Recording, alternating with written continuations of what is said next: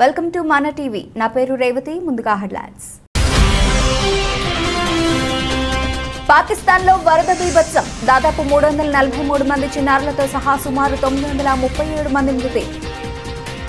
ప్రభుత్వాలను హత్య చేస్తున్న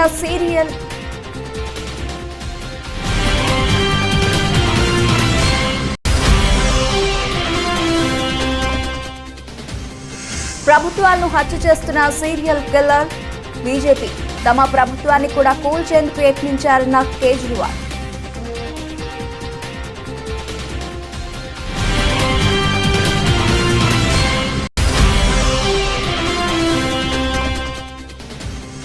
భారత ప్రధాన న్యాయమూర్తిగా ప్రమాణ స్వీకారం చేసిన జస్టిస్ యుయు లలిత్, సిజేఐగా ప్రమాణ స్వీకారం చేయించిన రాష్ట్రపతి ద్రౌపది ముర్ము.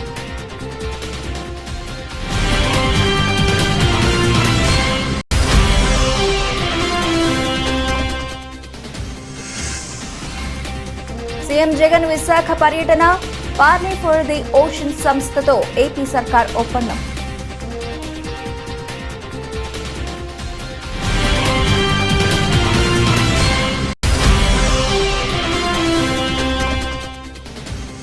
మంత్రాలయం రాఘవేంద్ర స్వామి మూల బృందాన్ని దర్శించుకున్న కర్ణాటక మంత్రి శోభా కరంద్లాజే. పూర్ణ కుంభంతో స్వాగతం పలికిన మఠం అధికారులు.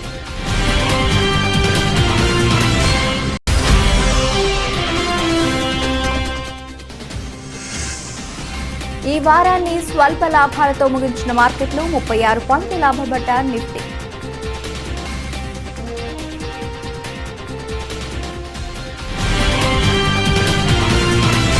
గత కొద్ది రోజులుగా కురుస్తున్న భారీ వర్షాల కారణంగా సంభవించిన వరదలకు పాకిస్తాన్ అతలాకుతలమైపోయింది. ఈ వరద బీభత్సానికి పాకిస్తాన్లో దాదాపు 343 మంది చిన్నారులతో సహా సుమారు 937 మంది మృతి చెందారు. దీంతో పాకిస్తాన్ ప్రభుత్వం జాతీయ అత్యవసర పరిస్థితిని విధించింది. ఈ విపత్తులో దాదాపు 30 మిలియన్ల మందికి పైగా ఆశ్రయం కోల్పోయినట్లు పేర్కొంది. జాతీయ విపత్తు నిర్వహణ అథారిటీ ప్రకారం సింధు ప్రావిన్స్లో ఈ వరదల కారణంగా అత్యధిక సంఖ్యలో చనిపోయారని, సుమారు 306 మందికి పైగా తమ జీవనాన్ని కోల్పోయినట్లు పేర్కొంది. అలాగే బలూచిస్తాన్లో 234 మంది, పంజాబ్ ప్రావిన్స్లో 165 మంది, ఖైబర్ పఖ్తూన్ఖవాలో 185 మంది రికార్డు స్థాయిలో చనిపోయారని వెల్లడించింది. పాక్ ఆక్రమిత కాశ్మీర్లో 37 మంది, కల్గిట్ బల్దిస్తాన్లో 9 మంది చనిపోయినట్లు పేర్కొంది. అంతేకాదు ఆగస్టులో పాకిస్తాన్లో 166.8 మిల్లీమీటర్ల వర్షం కురిసిందని, సగటున 48 మిల్లీమీటర్ల వర్షపాతం నమోదైందని ఎన్వీఎండీఏ వెల్లడించింది. ఈ అసాధారణ వర్షాలకు దక్షిణ పాకిస్తాన్లోని దాదాపు 23 జిల్లాలలో బాగా ప్రభావితమయ్యాయని పేర్కొంది. బీజేపీపై ఆప్ అధినేత ఢిల్లీ ముఖ్యమంత్రి అరవింద్ కేజ్రీవాల్ మండిపడ్డారు. ప్రభుత్వాలను వరుసగా హత్య చేస్తున్న సీరియల్ కిల్లర్ బీజేపీ అని అన్నారు. తమ ప్రభుత్వాన్ని కూడా కూల్చేందుకు బీజేపీ ప్రయత్నించిందని, తమ ఎమ్మెల్యేలను ప్రలోభపెట్టి లాక్కునేందుకు ప్రయత్నించిందని, అయితే తమ ఎమ్మెల్యేలు ఎవరూ వారి బుట్టలో పడలేదని అన్నారు. తన బలాన్ని నిరూపించుకునేందుకు అసెంబ్లీలో బల పరీక్షను ఎదుర్కొనేందుకు తాను సిద్ధమని చెప్పారు. తమ పార్టీ నుంచి ఒక్క ఎమ్మెల్యే కూడా వెళ్లలేదనే విషయాన్ని బల పరీక్షలో నిరూపిస్తామని తెలిపారు. ఢిల్లీ అసెంబ్లీ ప్రత్యేక సమావేశాల్లో ఆయన మాట్లాడుతూ ఈ వ్యాఖ్యలు చేశారు. డిప్యూటీ సీఎం మనీష్ సిసోడియాను ఇరికించేందుకు సీబీఐ ఎంతో ప్రయత్నించిందని, ఆయన ఇంట్లో జరిపిన సోదాల్లో ఒక్క పావలాను కూడా పట్టుకోలేకపోయారని కేజ్రీవాల్ ఎద్దేవా చేశారు. ఇది జరిగిన మరుసటి రోజే మనీష్ ని ఒక బీజేపీ నేత సంప్రదించారని, ఆప్ నుంచి ఎమ్మెల్యేలను తీసుకురావాలని, సీఎం పదవిని ఒక్కో ఎమ్మెల్యేకు 20 కోట్ల రూపాయలకు ఇస్తామని ఆఫర్ ఇచ్చారని చెప్పారు. అయితే మనీష్ ఈ ఆఫర్ను తిరస్కరించారని, దీంతో వ్యక్తిగతంగా ఎమ్మెల్యేలను కలిసే ప్రయత్నం చేశారని మండిపడ్డారు. తమ ఎమ్మెల్యేలందరూ వజ్రాలని, వారిని ఎవరూ కొనలేరని అన్నారు.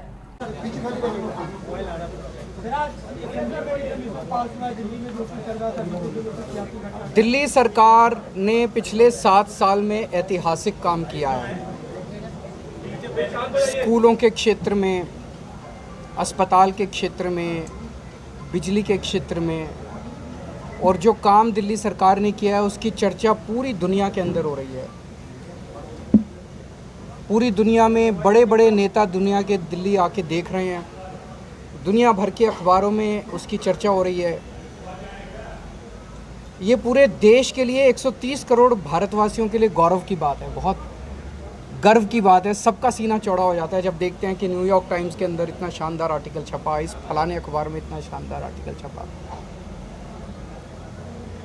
जितनी राष्ट्र विरोधी ताकतें हैं जो नहीं चाहती कि भारत का विकास हो, जो नहीं चाहती कि भारत की तरक्की हो,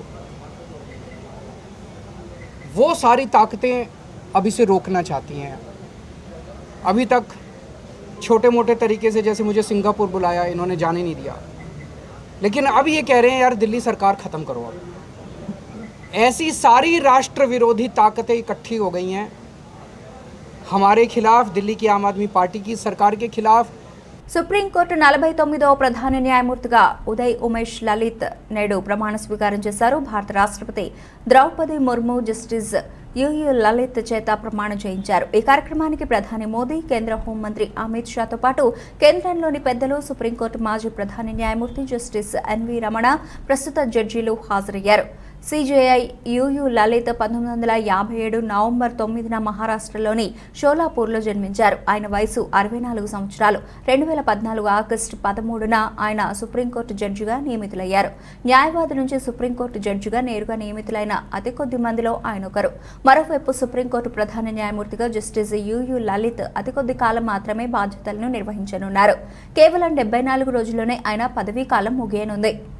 Hold the sovereignty and integrity of India, that I will duly and faithfully and to the best of my ability, knowledge and judgment that I will duly and faithfully and to the best of my ability, knowledge and judgment perform the duty of my office without fear and favor, affection or ill will, perform the duties of my office without fear or favor, affection or ill will, and that I will uphold the Constitution and the laws. and that I will uphold the Constitution and the laws.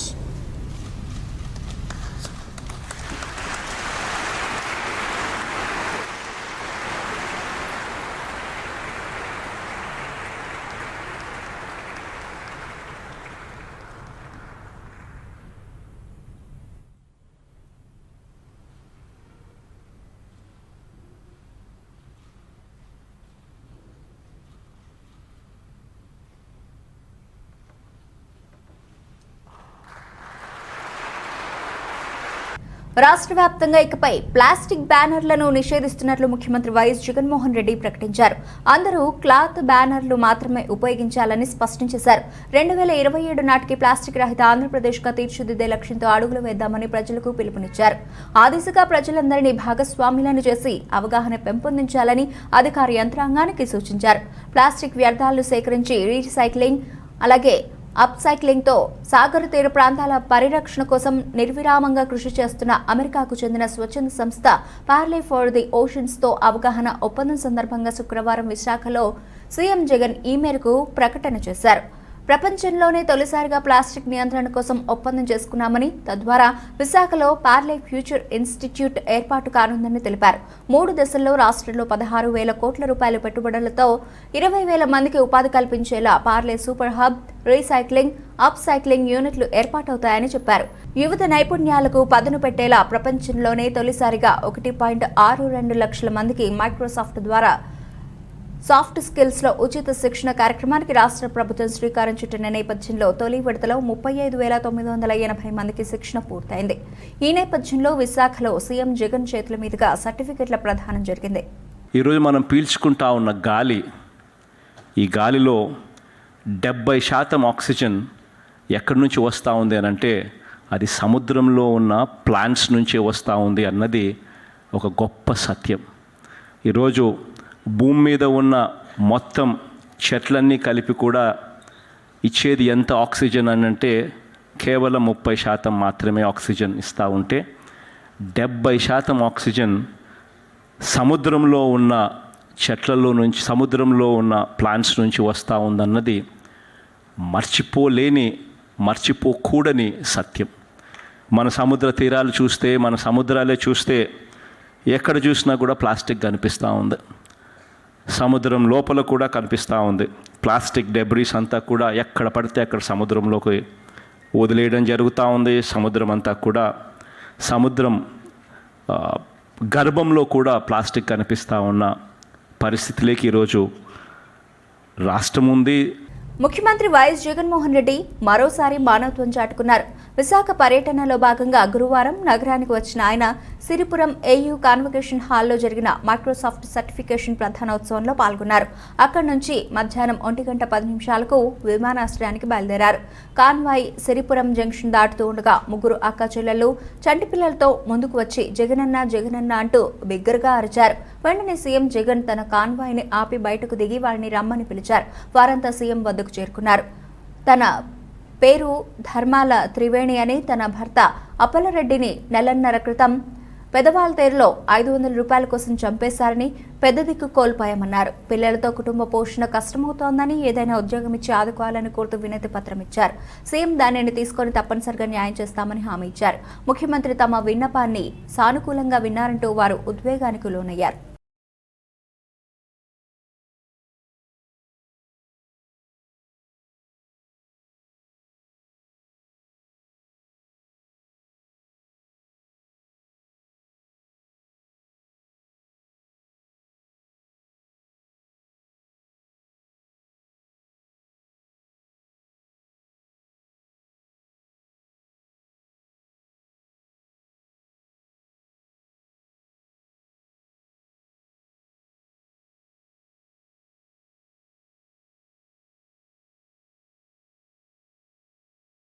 నగరంలోని 15వ డివిజన్లోని చంపాగల్లి వీధిలోని రామమందిరంలో శ్రావణ శుక్రవారం పూజలు ఘనంగా నిర్వహించారు. మహిళలు అధిక సంఖ్యలో పాల్గొని కుంకుమ పూజలు చేపట్టారు. రామమందిరం కమిటీ సభ్యులు 15వ డివిజన్ ఇన్ఛార్జ్ లంక రమేష్ ఆధ్వర్యంలో భక్తులకు ఎటువంటి ఇబ్బందులు లేకుండా చర్యలు తీసుకున్నారు. కాగా లంకవారి కుటుంబ సభ్యులు అమ్మవారికి పుస్తలను సమర్పించారు. ఈ పూజల్లో ఆలయ ధర్మకర్త వడ్డి చిన్నబాబు, కమిటీ సభ్యులు మచ్చ రాజు తదితరులు పాల్గొన్నారు.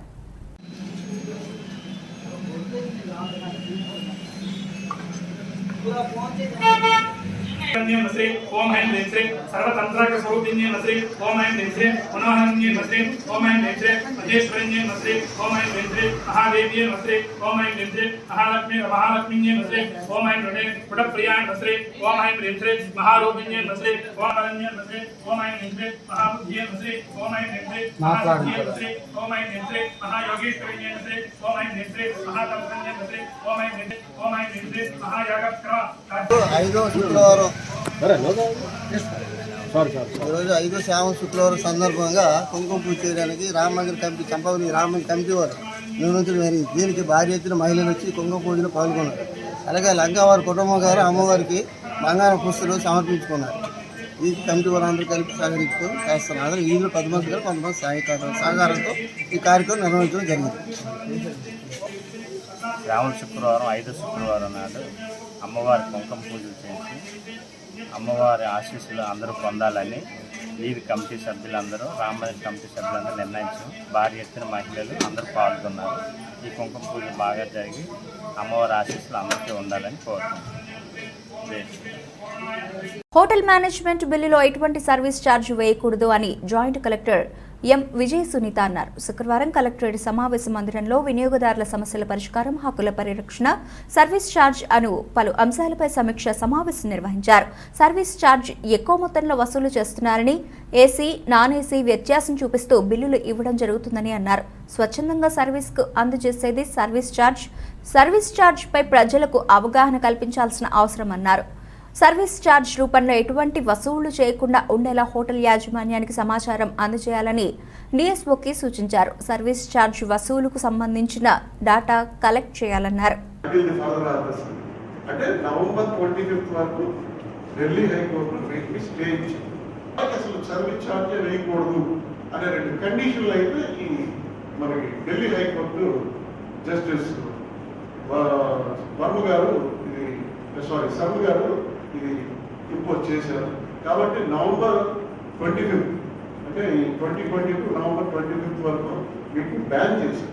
ఈ ఛార్జ్ అనేది మనకి దీవాన్ చమన్లాల్ కమిటీ 1958లోనే ఈ సర్వీస్ ఛార్జీని లీగలైజ్ చేశారు ఒక విధంగా. ఎందుకంటే అప్పట్లో ఎక్కువగా మనకి ఫారెన్ టూరిస్ట్స్ వచ్చేవారు, వాళ్ళని హెరాస్ చేస్తున్నారు ఈ స్టాఫ్ అంతా అనేసి వాళ్ళందరూ యాజిటేట్ చేస్తే ఒక కమిటీ వేశారు.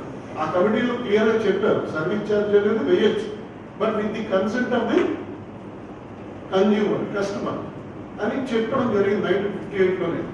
ఆ బేస్ తోటి వీళ్ళు ఇప్పుడు హైకోర్టులో కేసు ఫైల్ చేశారు. ప్రజెంట్ దాని మీదే జస్టిస్ వర్మ గారు దాని మీద స్టే ఇస్తూ సిసిపిఏ కూడా ఎక్స్ప్లెనేషన్ అడిగారు. ఏంటంటే మీరు 5 గైడ్లైన్స్ ఇష్యూ చేశారు కదా, అక్కడ consent without consent, knowledge without knowledge of the customer అనే విషయం మీద మీరు క్లియర్గా కేంద్ర ప్రభుత్వ పథకాలను వైసీపీ ప్రభుత్వ పథకాల కింద రాష్ట్ర ప్రజలకు చెప్పుకుంటోందని కేంద్ర మంత్రి మురళీధరన్ అన్నారు. శుక్రవారం విశాఖ ఎన్ఈడి ఉమియా భవన్లో నిర్వహించిన మీడియా సమావేశంలో ఆయన మాట్లాడారు. ఆజాదీ కా అమృత మహోత్సవంలో భాగంగా స్వాతంత్ర్యం వచ్చి 75 సంవత్సరాలు పూర్తి చేసుకున్న సందర్భంగా ప్రధాని నరేంద్ర మోదీ పిలుపు మేరకు దేశంలో ఉన్న అన్ని పార్లమెంటు నియోజకవర్గాల్లో పర్యటనలో భాగంగా విశాఖలో పర్యటించడం జరిగిందని అన్నారు. విశాఖలో విలువైన భూములు కబ్జాకు గురవుతున్నాయని అన్నారు. ఒక పక్క సీఎం జగన్మోహన్ రెడ్డి సంక్షేమ పథకాలతో పేద ప్రజలకు డబ్బులిచ్చి ఆ డబ్బులను ట్యాక్స్ రూపంలో మళ్లీ తిరిగి తీసుకుంటున్నారన్నారు. అభివృద్ధి సంక్షేమంలో ఆంధ్రప్రదేశ్ వెనుకబడి ఉందన్నారు. కుటుంబ పాలనకి బీజేపీ ప్రభుత్వం వ్యతిరేకమని ఈ సందర్భంగా తెలియజేశారు. ఈ కార్యక్రమంలో ఎమ్మెల్సీ మాధవ్తో పాటు పార్లమెంట్ అధ్యక్షుడు రవీంద్ర తదితరులు పాల్గొన్నారు.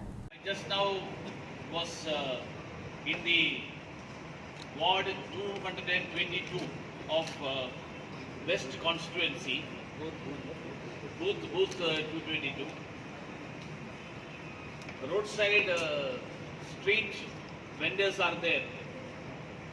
Ask them about the PM Swanidhi program, which is a scheme aimed at street vendors. They are getting the benefits, but they don't know that it is a Prime Minister's scheme. They are getting it in the name of the Chief Minister of Kerala, the Chief Minister of Andhra. See, it's a surprising thing that when the Prime Minister of the country doesn't name any of the scheme on him, it is an institutional mechanism. It is called Prime Minister Swanidhi. It is not Narendra Modi Swanidhi. Whereas in Andhra Pradesh, I am surprised to see that the money that is given to the people, the benefits that are given to the people, it's not coming from an individual or a leader or a family. It is the money of the people. It is the taxpayers' money that is being given as welfare activity. ఈరోజు విశాఖ జిల్లా GVMC Gandhi విగ్రహం నుండి ప్రారంభమైన CPI రాష్ట్ర 27వ మహాసభ ర్యాలీకి రాష్ట్ర ప్రతినిధులకు CPM party ఘనంగా స్వాగతం పలికింది. సిపిఐ రాష్ట్ర కార్యదర్శి కె రామకృష్ణ తదితర రాష్ట్ర నాయకత్వాన్ని సిపిఎం రాష్ట్ర కార్యదర్శి వర్గ సభ్యులు కె లోకనాథం, జిల్లా కార్యదర్శి ఎం జగ్గునాయుడు, కార్యదర్శి వర్గ సభ్యులు doctor B Gangarao, RKSV Kumar, Botta Eswaramma, అలాగే బి పద్మ, బి జగన్, ఇతర నాయకులు కలిసి సంఘీభావం తెలిపారు. ప్రతినిధులపైన రెడ్ షర్ట్ వాలంటీర్పై పూలు జల్లి స్వాగతం పలికారు. ఈ సందర్భంగా సిపిఎం రాష్ట్ర కార్యదర్శి వర్గ సభ్యులు కె లోకనాథం మాట్లాడుతూ సిపిఎం జాతీయ మహాసభల తీర్మానాల ప్రకారం వామపక్షాలు రానున్న రోజుల్లో మరింత ఐక్యతతో ప్రజా సమస్యల పరిష్కారానికి పోరాడాలని అన్నారు. సిపిఐ రాష్ట్ర మహాసభలు అత్యంత జయప్రదంగా జరగాలని ఆకాంక్షించారు. దేశంలో ఉన్న మోదీ ప్రభుత్వం అనుసరిస్తున్న ప్రధాన కార్మిక వ్యతిరేక విధానాలపై ఐక్య ఉద్యమాలు నిర్వహించడం మరింత అవసరమన్నారు. ప్రభుత్వ రంగ సంస్థలను పోరాడి కాపాడుకోవాలని అన్నారు.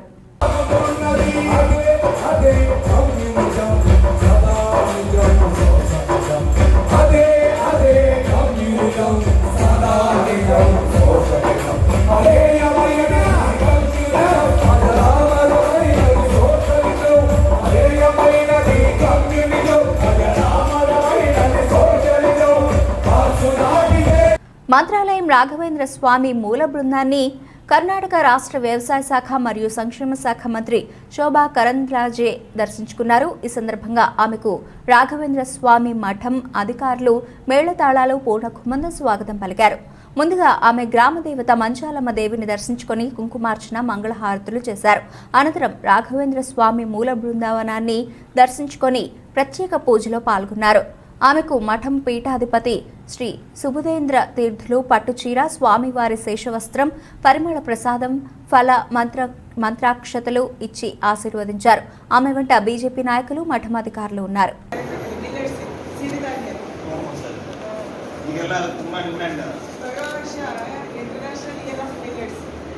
ನಮ್ಮ ದೇಶದ ಕೋರಿಕೆ ಅಂತ ಇವಾಗಲೇ ಘೋಷಣೆ ಮಾಡಿದೆ ರಾಷ್ಟ್ರೀಯ ಮೋದಿ ಅವರೇ ಕೇಳ್ಕೊಂಡಿದ್ದೀವಿ ಅದಕ್ಕೆ ಮುಂದಿನ ಒಂದು ಇಡೀ ವರ್ಷದಲ್ಲಿ ನಾವು ಬೇರೆ ಬೇರೆ ದೇಶದಲ್ಲಿ ಮಿಲ್ಲೆಟ್ಸ್ ಪ್ರದರ್ಶನ ತಿಂಡಿ ತಿನಿಸು ಇದೆಲ್ಲ ಮಾಡಬೇಕು. ಇವಾಗಲಿಂದ ಇದಕ್ಕೆ ಕಾರ್ಯಕ್ರಮ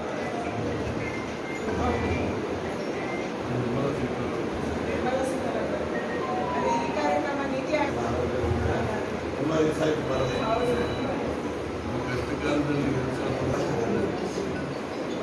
రాష్ట్ర ముఖ్యమంత్రి జగన్మోహన్ రెడ్డి ప్రతిష్టాత్మకంగా ప్రవేశపెట్టిన గడప గడపకు మన ప్రభుత్వం కార్యక్రమంలో భాగంగా మందస మండలం లోహరబండ గ్రామంలో ఇంటింటికి పర్యటించిన రాష్ట్ర మంత్రి అప్పలరాజు. ఈ కార్యక్రమంలో భాగంగా మంత్రి అప్పలరాజు మాట్లాడుతూ జగనన్న నవరత్నాలు అని ఎన్నో సంక్షేమ పథకాలు ప్రజలకు చేరువయ్యేలా కృషి చేశారని, చిన్న పెద్ద అని తేడా లేకుండా అందరినీ కలుపుకొని పోయే ప్రభుత్వం మన జగనన్న ప్రభుత్వం అని కొనియాడారు. ఈ కార్యక్రమంలో మందస వైసీపీ ముఖ్య నాయకులు మరియు గ్రామస్తులు పాల్గొన్నారు. సందర్భంగా మీకు అందరికీ తెలియజేస్తా ఉన్నాను. నేను మరిపాడు వరకేలా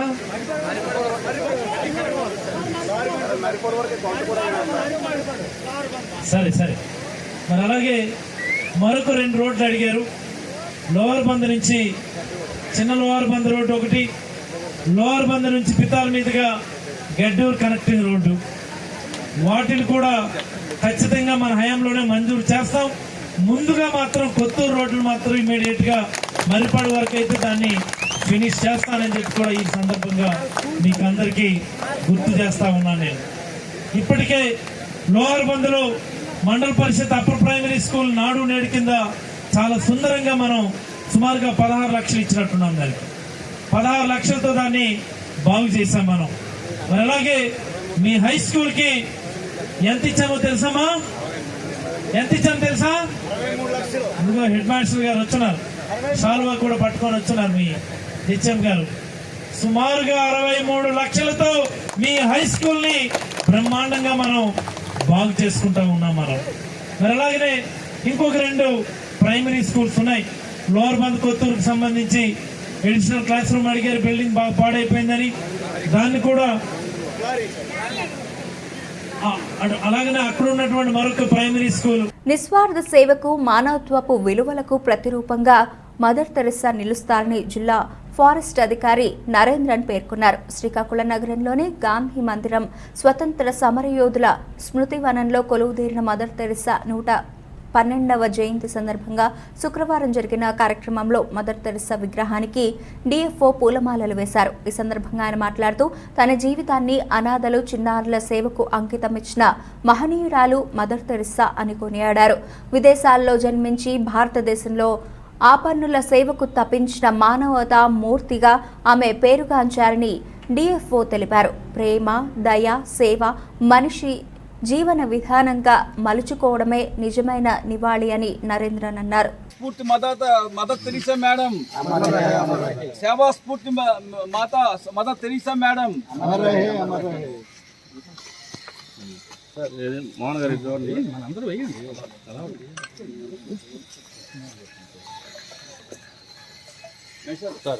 మీ అందరికీ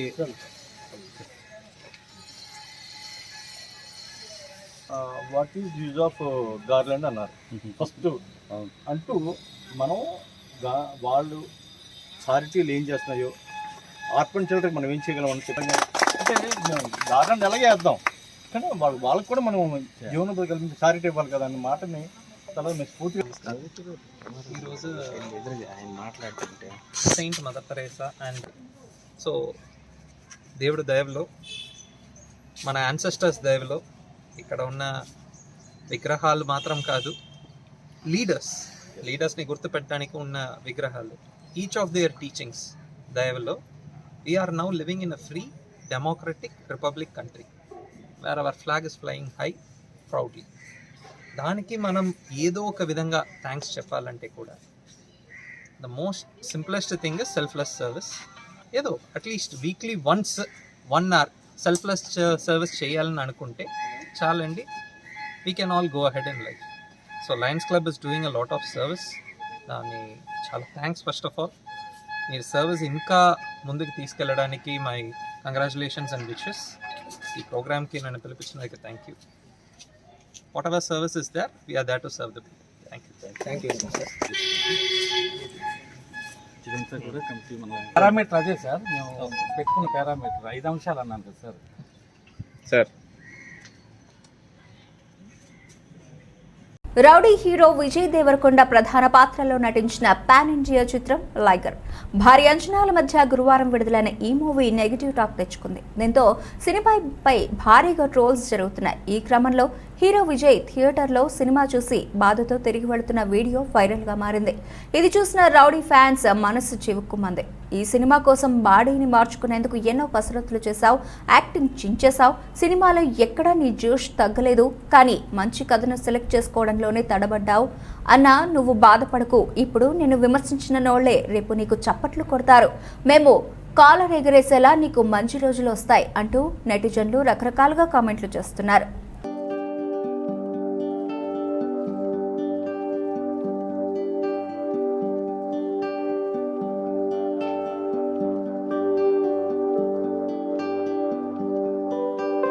అంచనాలకు మించి రాణిస్తున్న సాత్విక్ సాయిరాజ్ చిరాగ్ శెట్టి జంట ప్రతిష్టాత్మక ప్రపంచ బ్యాడ్మింటన్ ఛాంపియన్షిప్లో కాంస్య పథకం సాధించింది. శనివారం జరిగిన సెమీఫైనల్ మ్యాచ్లో సాత్విక్ చిరాగ్ శెట్టి జంట మలేషియాకు చెందిన ఆరోన్చియా ఉయిక్ సోహ్లతో 22-20, 18-21, 16-21తో ఓటమి పాలయ్యారు. తొలి గేమ్ను 22-20 తేడాతో గెలిచిన సాత్విక్ చిరాగ్ అదే టెంపోను తర్వాతి గేమ్స్లో కొనసాగించలేకపోయారు. తొలి గేమ్ ఓడిపోయినప్పటికీ వరల్డ్ నంబర్ 7 అయిన మలేషియా జంట పుంజుకొని భారత ద్వయానికి మరో అవకాశం ఇవ్వకుండా వరుస గేముల్లో ఓడించి మ్యాచ్ను కైవసం చేసుకుంది. ప్రపంచ బ్యాడ్మింటన్ ఛాంపియన్షిప్ పురుషుల డబుల్స్లో భారత్కు ఇదే తొలి పథకం. ఇటీవల కాలంలో సాత్విక్ చిరాగ్ జంట బ్యాడ్మింటన్లో అద్భుతాలు చేస్తున్నారు. ఆల్ ఇంగ్లాండ్ ఓపెన్లో క్వార్టర్ ఫైనల్ వరకు, ఆ తర్వాత India open, Thomas cup, Commonwealth గేమ్స్లో స్వర్ణాలు చేజింగించుకున్నారు. తాజాగా ప్రపంచ ఛాంపియన్షిప్లో కాంస్యం గెలిచిన సాత్విక్ చిరాగ్ శెట్టి జోడీ కొత్త చరిత్ర లిఖించింది. దేశీయ స్టాక్ మార్కెట్లు ఈ వారాన్ని స్వల్ప లాభాల్లో ముగించాయి. ఈ ఉదయం ఉత్సాహంగానే ప్రారంభమైన మార్కెట్లు ఆ తర్వాత అమ్మకాల ఒత్తిడితో నష్టాల్లోకి జారుకున్నాయి. అయితే అంతర్జాతీయ సానుకూల సంకేతాలు మార్కెట్లకు అండగా నిలిచాయి. ఈ క్రమంలో చివరిలో మళ్లీ కొంత కొనుగోళ్ల మద్దతు లభించడంతో స్వల్ప లాభాల్లో ముగిశాయి. ఈ రోజు ట్రేడింగ్ ముగిసే సమయానికి సెన్సెక్స్ 59 పాయింట్ల లాభంతో 58,834కు చేరుకుంది. నిఫ్టీ 36 పాయింట్లు పెరిగి 17,559 వద్ద స్థిరపడింది.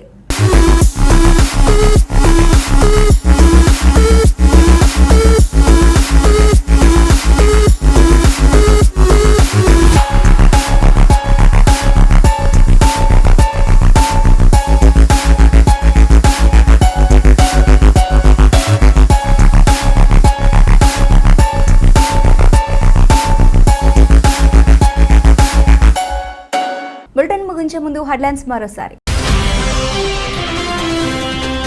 పాకిస్తాన్లో వరద బీభత్సం, దాదాపు 343 మంది చిన్నారులతో సహా సుమారు 937 మంది మృతి. ప్రభుత్వాలను హత్య చేస్తున్న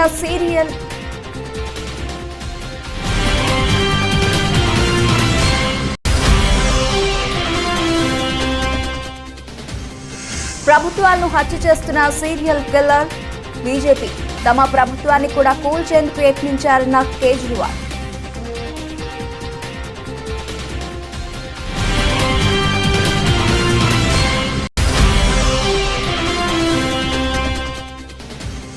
భారత ప్రధాన న్యాయమూర్తిగా ప్రమాణ స్వీకారం చేసిన జస్టిస్ యుయు లలిత్, సిజేఐగా ప్రమాణ స్వీకారం చేయించిన రాష్ట్రపతి ద్రౌపది ముర్ము.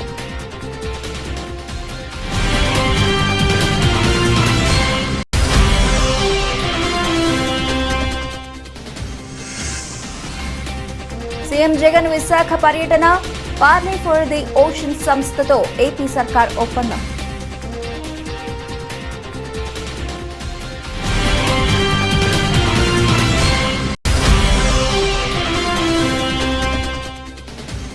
మంత్రాలయం రాఘవేంద్ర స్వామి మూల బృందాన్ని దర్శించుకున్న కర్ణాటక మంత్రి శోభా కరంద్లాజే, పూర్ణ కుంభంతో స్వాగతం పలికిన మఠం అధికారులు.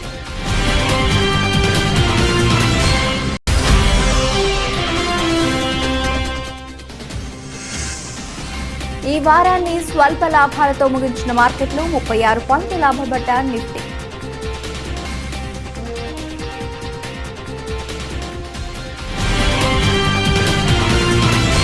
ఇవి ఇప్పటివరకు బులెటిన్ అప్డేట్స్. మరిన్ని అప్డేట్స్తో మళ్ళీ కలుద్దాం. అంతవరకు సెలవు. నమస్తే.